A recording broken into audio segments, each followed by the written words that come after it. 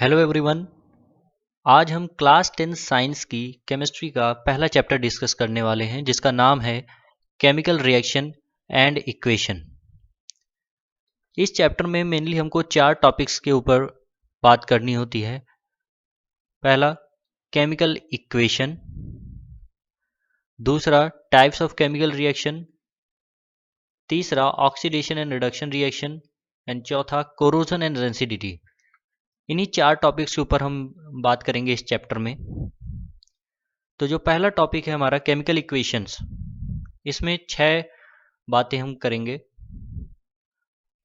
सबसे पहले फिजिकल और केमिकल चेंज की बात करेंगे, उसके बाद केमिकल रिएक्शन क्या होती है वो ये जानेंगे, इसके बाद केमिकल रिएक्शन की कुछ कैरेक्टरिस्टिक्स होती हैं उसको जानेंगे, फिर हम केमिकल इक्वेशन की बात करेंगे, उसके बाद केमिकल इक्वेशंस को बैलेंस कैसे करते हैं ये भी हम आपको सिखाने वाले हैं, और कुछ एक्स्ट्रा पॉइंट्स जो कि बैलेंसिंग में काम आते हैं या इक्वेशन को लिखते वक्त काम आते हैं उसको हम आज डिस्कस करेंगे।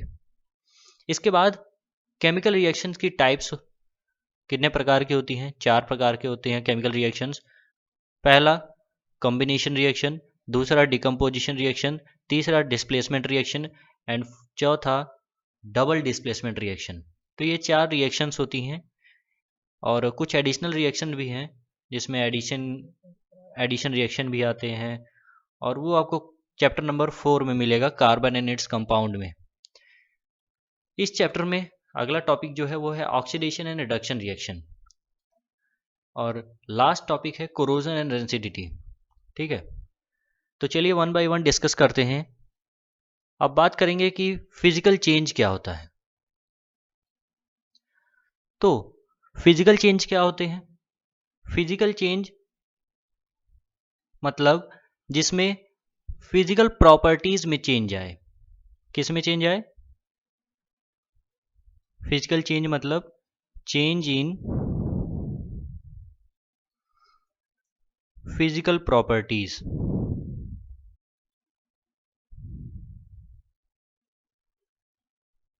Change in physical properties and physical change क्या होते हैं? जिसमें फिजिकल प्रॉपर्टीज में कोई बदलाव आए या और उसमें कोई भी नया सबस्टेंस न फॉर्म हो। No new substance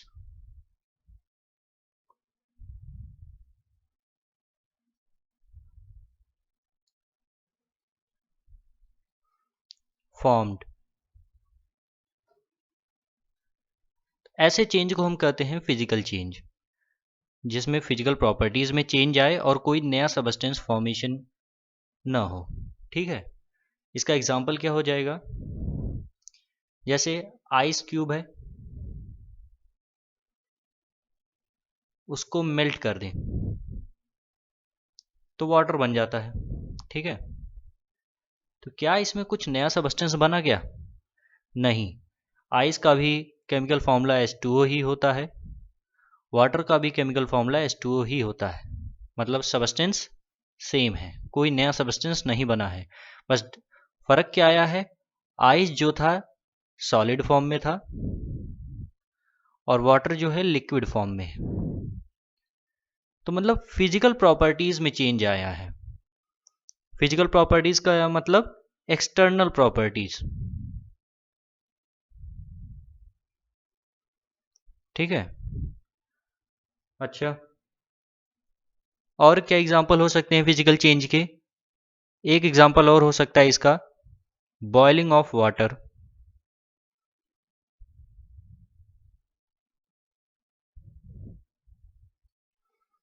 boiling of water मतलब इसमें हम वाटर को बॉयल कर देंगे, तो ये भी एग्जांपल है फिजिकल चेंज का। ठीक है, अब बात करते हैं केमिकल चेंज की। केमिकल चेंज क्या होता है? जैसे हमने फिजिकल चेंज को बताया, अब वैसे ही केमिकल चेंज को भी हम डिफाइन करेंगे। ऐसे चेंज जो अपने ओरिजिनल सबस्टेंस को लूज कर देते हैं नया सबस्टेंस फॉर्म करने के लिए।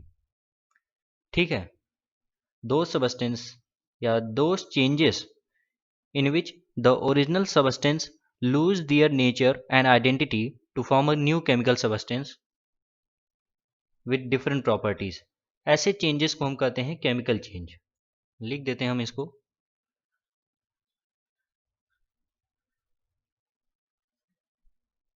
Those changes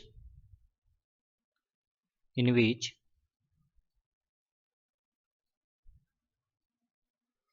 the original substance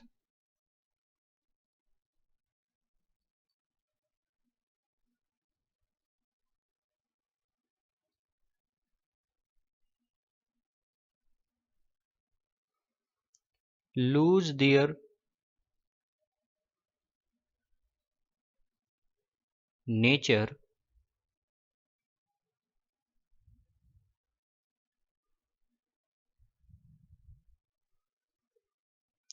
to form new substance.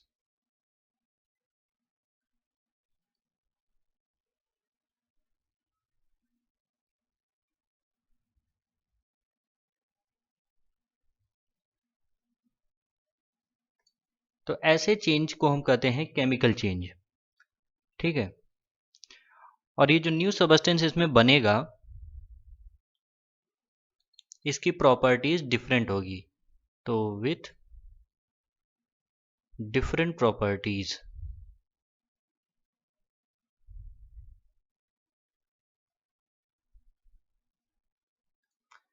तो क्या होता है chemical change? Those changes in which original substance lose their nature. मतलब ऐसे चेंजेस जिसमें ओरिजिनल सब्सटेंस अपने नेचर को लूज करते हैं और एक नया सब्सटेंस फॉर्म करते हैं जिसकी प्रॉपर्टी डिफरेंट होती है. ऐसे चेंजेस को हम कहते हैं केमिकल चेंजेस. जैसे एग्जाम्पल,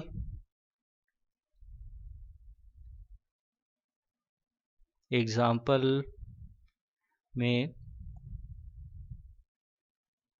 बर्निंग ऑफ कैंडल.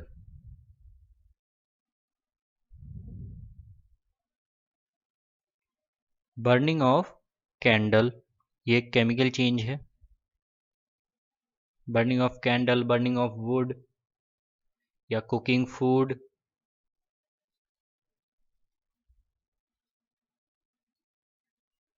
ये सब केमिकल चेंजेस हैं.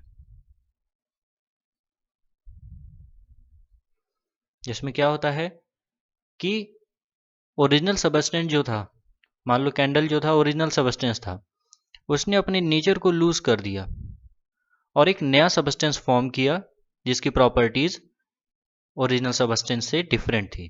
तो ऐसे चेंज को हम कहते हैं केमिकल चेंज. ठीक है. अब बात करेंगे केमिकल रिएक्शंस की कि केमिकल रिएक्शंस क्या होते हैं. देखिए, केमिकल रिएक्शन जो होता है ना, ये एक प्रोसेस है जिसमें केमिकल चेंज ही होता है. इसको हम सेपरेट कर दे रहे हैं.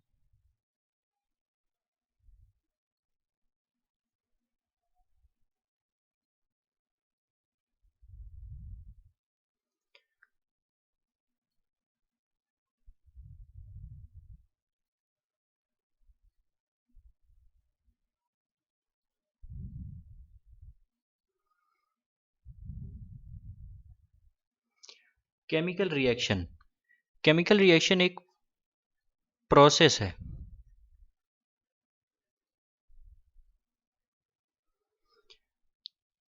जिसमें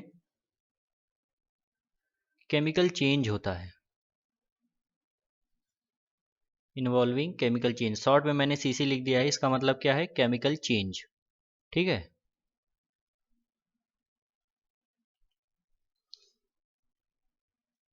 अच्छा, तो असल में होता क्या है केमिकल रिएक्शन में? देखिए, केमिकल रिएक्शंस में एक होती है रिएक्टेंट की साइड.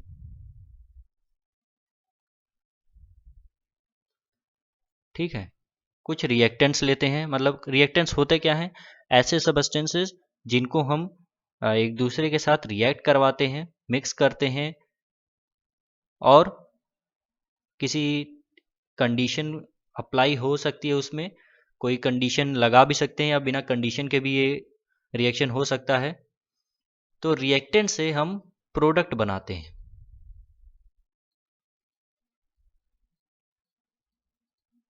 ठीक है, तो हम कहते हैं कि हाँ यहाँ पर केमिकल रिएक्शन हुआ है। रिएक्टेंट्स क्या होते हैं? ऐसे केमिकल सब्सटेंसेस जिनको रिएक्ट करने के लिए लिया जाता है उसको रिएक्टेंट्स कहते हैं। और प्रोडक्ट क्या होते हैं?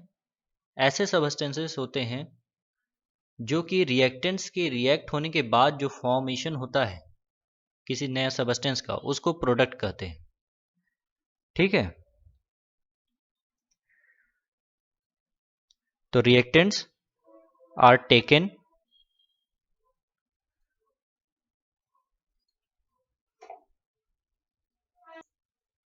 इनिशियली, तो रिएक्टेंट्स को हम पहले लेते हैं।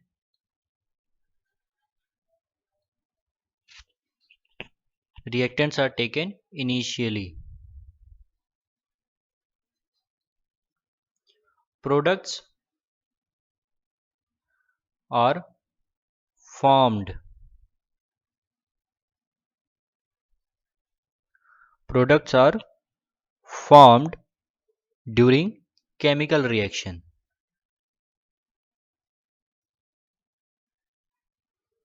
During chemical reaction. ठीक है,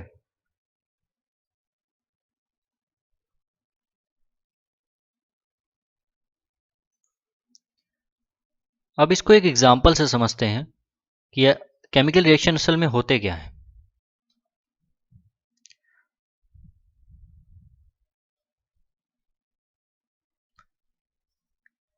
देखिए, केमिकल रिएक्शंस में हम रिएक्टेंट्स को रिएक्ट करवा के प्रोडक्ट बनवाते हैं। ठीक है, अब कैसे ये होता है ये हम आपको एग्जांपल से समझाते हैं।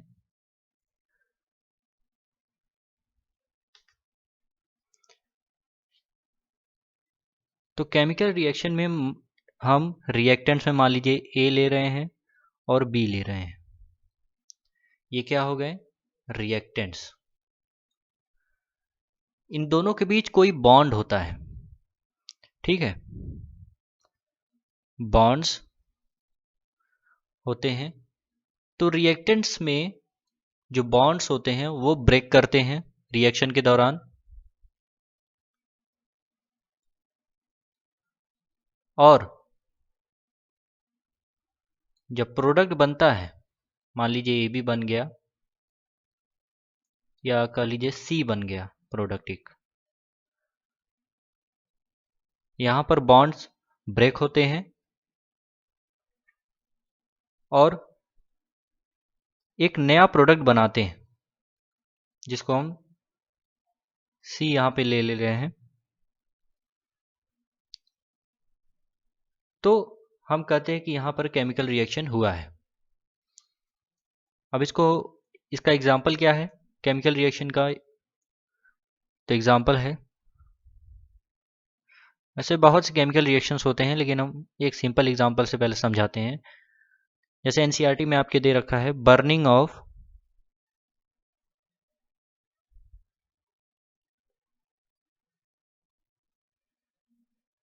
Magnesium ribbon. Burning of magnesium ribbon.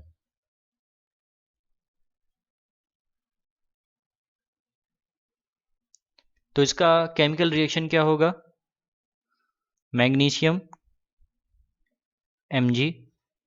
यहाँ पर 2 क्यों लगाया मैंने, ये आपको अभी कंफ्यूजन हो रहा होगा। चलिए अभी हम इसको हटा दे रहे हैं, वो बैलेंसिंग का पार्ट है, इसको हम आगे आपको सिखाएंगे।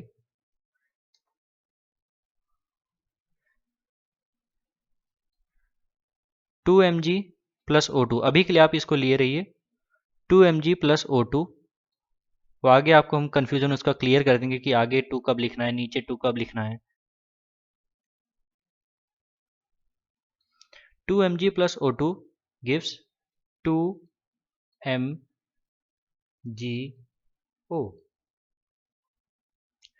तो ये हो गई आपकी एक केमिकल रिएक्शन। इसमें क्या हुआ है, ओल्ड बॉन्ड्स जो थे वो ब्रेक हुए हैं और नए बॉन्ड का फॉर्मेशन हुआ है। ठीक है, तो ये है एक केमिकल रिएक्शन का एग्जाम्पल। ठीक, तो इसमें रिएक्टेंट साइड कौन सी होगी, एरो के जो लेफ्ट हैंड साइड में है ये रिएक्टेंट्स हैं,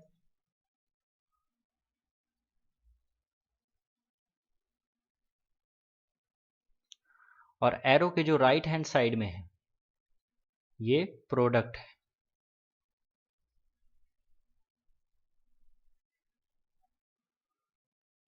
तो यहां पर आपको मैंने बताया कि केमिकल रिएक्शन क्या होते हैं। केमिकल रिएक्शन एक प्रोसेस है जिसमें केमिकल चेंज होता है। ये सीसी अगर आपको नहीं समझ में आ रहा तो हम लिख दे रहे हैं, यहां पर केमिकल चेंज होता है।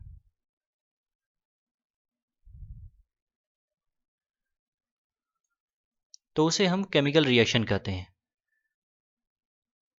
और केमिकल चेंज होता कैसे है, केमिकल चेंज में ओरिजिनल सब्सटेंस अपना नेचर लूज करता है और एक नया सब्सटेंस बनाता है जिसका डिफरेंट प्रॉपर्टी होता है। जैसे यहां पे आप देख सकते हैं बर्निंग ऑफ मैग्नीशियम रिबन। यहां पर क्या हुआ, मैग्नीशियम रिबन था, उसमें हमने फायर लगा दिया, आग लगा दिया in the form of O2। तो यहां पर दो सबस्टेंस यहां पर कंबाइन हुए हैं और एक नया सबस्टेंस बनाए हैं जिसकी प्रॉपर्टी पहले वाले रिएक्टेंट से डिफरेंट है। तो ये है एक केमिकल रिएक्शन।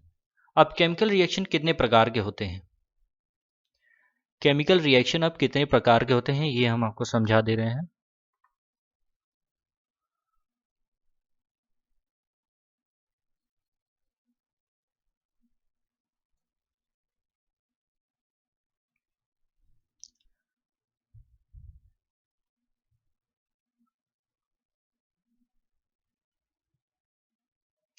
तो अगला टॉपिक है हमारा कैरेक्टरिस्टिक ऑफ केमिकल रिएक्शन।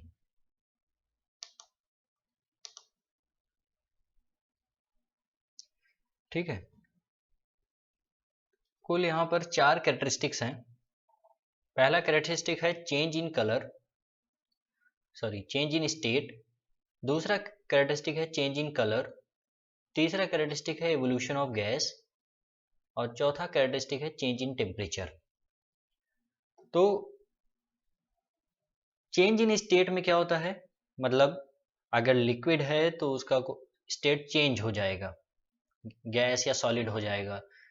ठीक है, तो मतलब स्टेट का चेंज होना, जो फिजिकल स्टेट होता है सॉलिड लिक्विड गैस, उसमें चेंज आ जाता है। ऐसा केमिकल रिएक्शन जिसमें स्टेट चेंज होता है। जैसे एग्जांपल यहाँ पे आप देख सकते हैं, वाटर का एग्जांपल यहाँ पे हमने लिया है। तो two molecules of hydrogen gas combine with O2 molecule, ठीक है, oxygen molecule which is also gas. फिर यहाँ पर हमने देख सकते हैं आप कि हमने यहाँ पर इलेक्ट्रिक स्पार्क दे रखा है, वो भी रूम टेम्परेचर पर, तब जाकर वाटर का फॉर्मेशन हुआ है, लिक्विड स्टेट में है। तो मतलब यहाँ पर एक इंटरेस्टिंग बात आप देख सकते हैं कि दो गैसेस मिलके लिक्विड का फॉर्मेशन कर रहे हैं। ये इंटरेस्टिंग बात है इसमें, इस केमिकल रिएक्शन की कैरेक्टरिस्टिक में। तो यहाँ पे आप देख सकते हैं स्टेट चेंज कैसे हुआ कि गैसेस मिलके लिक्विड बना रहे हैं। तो ये पहला कैरेक्टरिस्टिक है केमिकल रिएक्शन का, चेंज इन स्टेट में।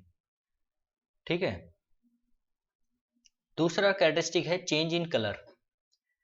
इसमें क्या होगा, कलर में चेंज आ जाएगा। कोई एक ऐसा रिएक्शन होगा जिसमें कलर चेंज हो जाएगा। जैसे ये पहला मॉलिक्यूल जो है Pb3O4, इसको क्या बोलते हैं, लेड ऑक्साइड बोलते हैं। ठीक है, ये क्या है, लेड ऑक्साइड है Pb3O4, जो कि रेड कलर का होता है। रेड कलर का होता है Pb3O4। इसका 2 मॉलिक्यूल हमने लिया है। ये बैलेंसिंग का पार्ट है, आगे हम आपको सिखाएंगे कि आगे 2 क्यों लिए। जब ये लेड ऑक्साइड को जब हमने हीट कर दिया हीट का देखिए सिंबल ये होता है, ऐसे ट्रायंगल बना देंगे तो ये हीट का सिंबल है। या तो आप लिख भी सकते हैं या सिंबल बना सकते हैं, ये हम आगे आपको सिखाएंगे। तो लेड ऑक्साइड को जब हमने हीट किया तो हमको क्या मिला, लेड मोनोऑक्साइड। ये जो 6 PbO मिला है ये मोनो ऑक्साइड है। PbO का मतलब क्या होता है, Pb मतलब लेड और सिंगल O है तो इसको हम मोनो ऑक्साइड कहते हैं। तो 6 molecule of lead mono oxide मिला है यहाँ पर, जो कि सॉलिड फॉर्म में है। और इसका कलर क्या है, येलो है। कलर क्या है, येलो। तो रेड कलर से येलो कलर में कन्वर्ट हो गया, तो कलर में चेंज आ गया। तो ये एक ऐसा केमिकल रिएक्शन है जिसमें कलर का चेंज आ गया। ये आपको एग्जांपल में पूछ सकता है कि Pb3O4 जब हीट करते हैं जब Pb3O4 को, तो क्या बनाता है वो, ये आपको लिखना हो सकता है। 6 PbO बनाता है या और उस अलॉन्ग विथ O2, तो उसमें कलर क्या चेंज आता है। क्वेश्चन ऐसे पूछ सकता है, when red colour Pb3O4 is heated and forms lead monoxide, then what is the colour of lead monoxide. ठीक है, वैसे बहुत रेयरली ये सवाल आपसे पूछा जा सकता है, बस आपको पता होना चाहिए कि कलर में चेंज होता है केमिकल रिएक्शन के वजह से। ठीक है, नेक्स्ट जो कैरेक्टरिस्टिक है वो है एवोल्यूशन ऑफ गैसेस। कुछ ऐसे केमिकल रिएक्शन होते हैं जिनमें गैसेस का भी एवोल्यूशन होता है।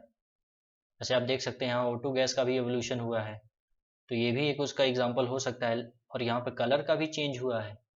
तो पहले ये बात करते हैं एवोल्यूशन ऑफ गैसेस की। एवोल्यूशन ऑफ गैसेस में क्या होगा, जैसे जिंक यहाँ पर है सॉलिड फॉर्म में, जिंक को हम जब डाइल्यूट H2SO4 के साथ रिएक्ट कराते हैं तो ये ZnSO4 बना लेता है एक्वस फॉर्म में। ठीक है, और उसके साथ हाइड्रोजन गैस लिबरेट होती है, हाइड्रोजन गैस लिबरेट होती है या इवॉल्व होती है। तो ये एग्जांपल है एवोल्यूशन ऑफ गैसेस का।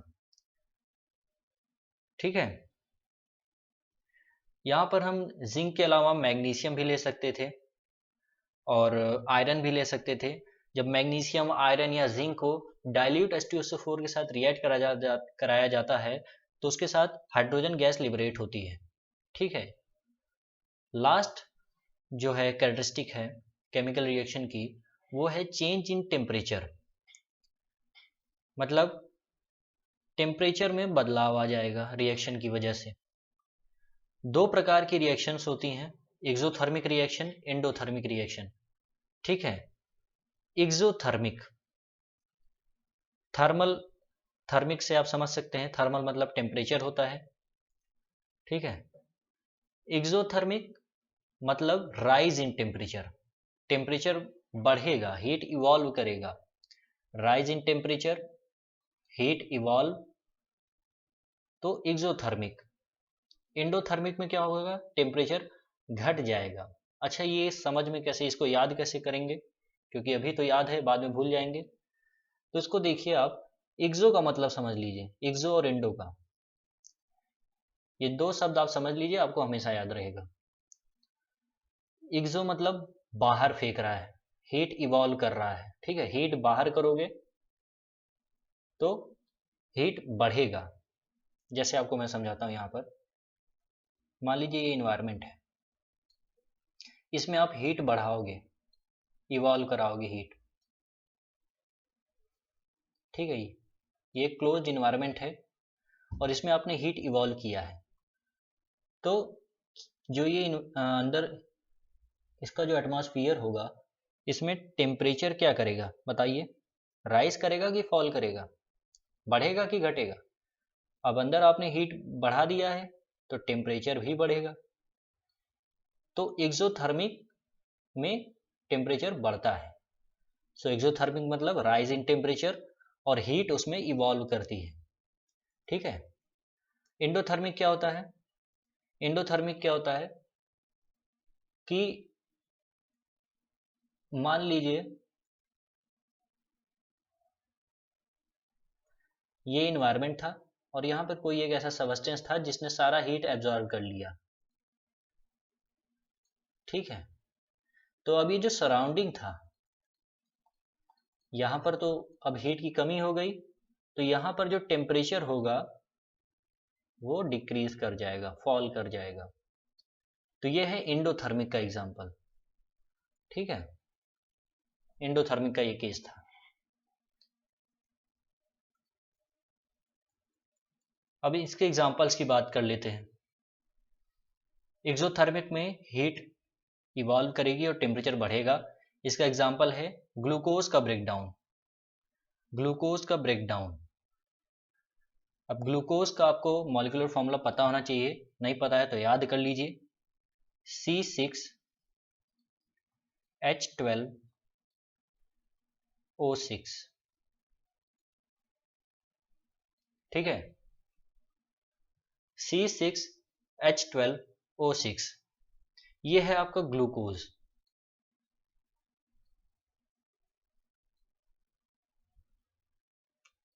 ठीक है, ये ग्लूकोज का मॉलिक्यूलर फॉर्मूला है। ठीक है, इसका जनरल फॉर्मूला क्या होता है? जनरल फॉर्मूला है CnH2nOn।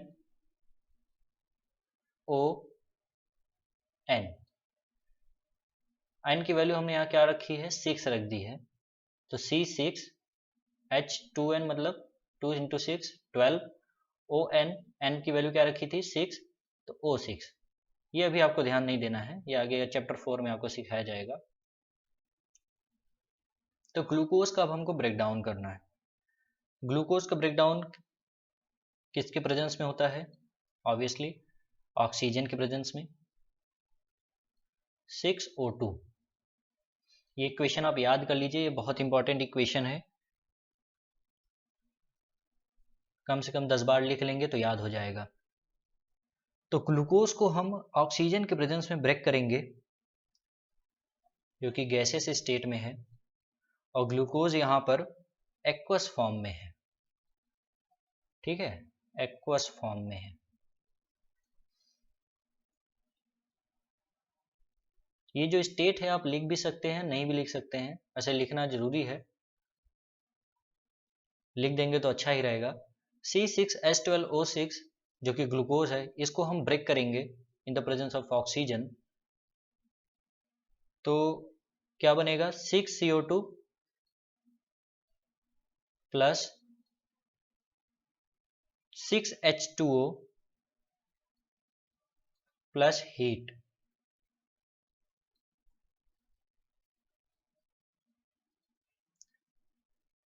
तो यहां पर देखिए हीट आपका इवॉल्व कर रहा है। हीट इवॉल्व कर रहा है मतलब टेम्परेचर बढ़ रहा है, और ये कौन सा रिएक्शन हो गया? Exothermic reaction. ठीक है, एक्सोथर्मिक रिएक्शन का अगर कोई एग्जांपल पूछे तो break down of glucose. Break down of glucose is example of exothermic reaction. Endothermic reaction का क्या एग्जांपल हो सकता है? एंडोथर्मिक रिएक्शन का example heating of limestone. Heating of limestone, limestone क्या होता है?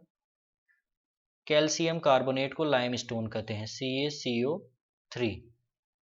कैल्शियम कार्बोनेट, इसको क्या कहते हैं? Ca मतलब कैल्शियम, CO3 मतलब कार्बोनेट।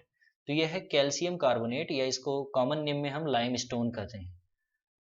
तो कैल्शियम कार्बोनेट को हीट करेंगे, ये ट्रायंगल क्या है? हीट है, ट्रायंगल नहीं बोलेंगे इसको, हम हीट बोलेंगे। तो ये जब हीट देते हैं कैल्शियम कार्बोनेट को, तो ये कैल्शियम ऑक्साइड बनाता है,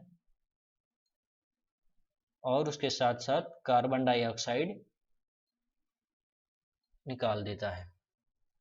ठीक है, तो यहाँ पर आप देख सकते हैं असल में हुआ क्या है। ये जो कैल्शियम कार्बोनेट था, मान लीजिए ये सब्सटेंस जो है ये कैल्शियम कार्बोनेट है, या ऐसा नहीं बनाते हैं, ऐसा बना देते हैं। इस कैल्शियम कार्बोनेट ने हीट को क्या किया? एब्जॉर्ब कर लिया। ठीक है, हीट को एब्जॉर्ब किया और आगे जाके दो भागों में टूट गया। एक तो जो एक भाग जो था वो सॉलिड फॉर्म में ही टूटा, और दूसरा हवा बन के निकल गया, जो कि कार्बन डाइऑक्साइड था। ठीक है, ऐसे भी आप समझ सकते हैं।